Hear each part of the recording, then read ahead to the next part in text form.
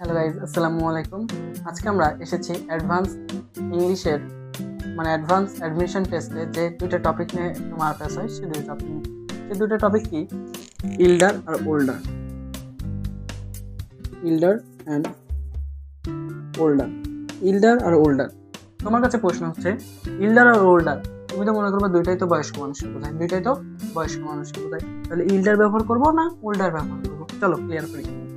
Elder ব্যবহার হবে তোমার রক্তের সম্পর্ক যার সাথে আছে, সে যদি তোমার থেকে বয়সে বড় হয়। ইল্ডার কখন ব্যবহার করব? যখন আমার নিজের রক্তের সাথে সম্পর্ক আছে বা আমার আপনজন এরকম কোনো ব্যক্তি যে আমার থেকে বয়সে বড়, তার ক্ষেত্রে আমরা ব্যবহার করব elder. He is my elder brother, Rana is my elder brother.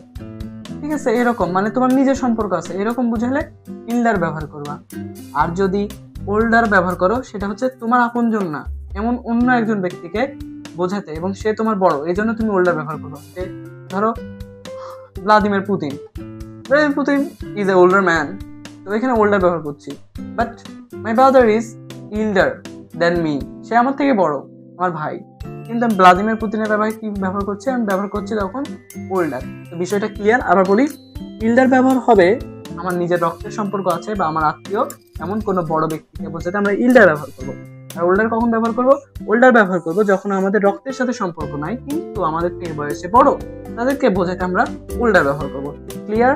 I hope clear. যদি ভিডিওটা ভালো লাগে অবশ্যই এটা লাইক, কমেন্ট, সাবস্ক্রাইব করে রাখবা, এবং এরপরে অবশ্যই টুকটাক অ্যাডমিশন ভিডিও আমরা নিয়ে আসবো যেটা তোমার জন্য হেল্পফুল হতে চলেছে। এবং তুমি যদি স্পোকেনে ভালো করতে চাও, এই বিষয়গুলোকে মাথায় রাখতে হবে। Good bye, tata, bye bye.